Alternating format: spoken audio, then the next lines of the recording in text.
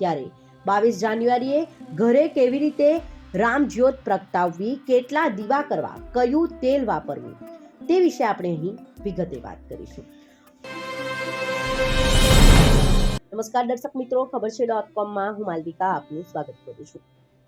મિત્રો, સોમવારને 22 જાન્યુઆરી 2024 ભારત માટે ઐતિહાસિક દિવસ છે. આ દિવસે અયોધ્યાના રામ મંદિરમાં બપોરે અભિજીત મુહૂર્તમાં ભગવાન રામની પ્રાણ પ્રતિષ્ઠા કરવામાં આવનાર છે.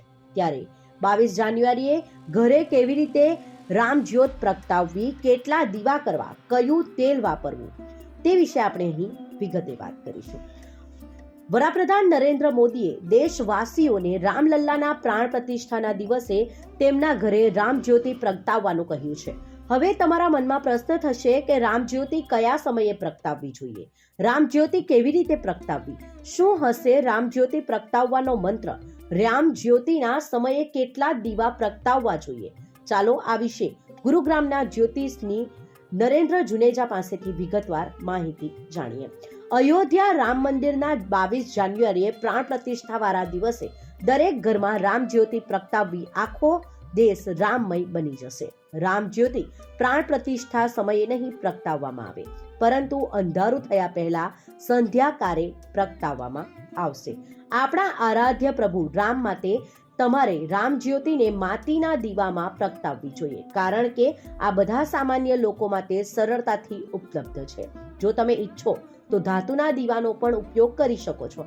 ભગવાન રામ લાગણીઓના ભૂખ્યા છે, તેમનામાં લાગણીઓનું પ્રાધાન્ય છે. રામ જ્યોતિ પ્રગટાવવા માટે સરસવના તેલનો ઉપયોગ કરવો જોઈએ. જો કોઈને ઘીનો દીવો કરવો હોય તો તે વધુ સારું છે. પ્રાણ પ્રતિષ્ઠાના દિવસે તમારે ઓછામાં ઓછો એક દીવો કરવો જોઈએ, અને જો તમે ઈચ્છો તો 11 થી 108 દીવા પણ પ્રગટાવી શકો છો. 11 દીવા પ્રગટાવવા ખૂબ જ અશુભ હશે, કારણ કે ભગવાન રામે રાવણના 10 માથાનો વધ કરીને વિજય પ્રાપ્ત કર્યો છે.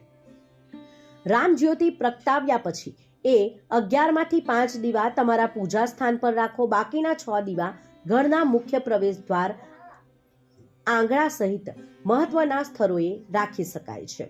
આ રામ જ્યોતિ પ્રગટાવવા માટે શુભમ કરોતિ કલ્યાણમ આરોગ્યમ ધન સંપદમ શત્રુબુદ્ધિ વિનાશાય દીપમ જ્યોતિ નમોસ્તુતે મંત્રનો જાપ કરો. જો તમે આ મંત્ર યાદ ન હોય અથવા તેને વાંચવામાં સમસ્યા હોય તો રામ નામનો જાપ કરતી વખતે રામ જ્યોતિ પ્રગટાવો. રામ નામથી મોટું કંઈ નથી. ધ્યાન રાખો કે રામ જ્યોતિનો મુખ્ય દીવો આખી રાત જલતો રહે. તમારા સમગ્ર પરિવારને ભગવાન શ્રી રામના આશીર્વાદ મળશે અને જીવનમાં સુખ અને શાંતિ રહેશે.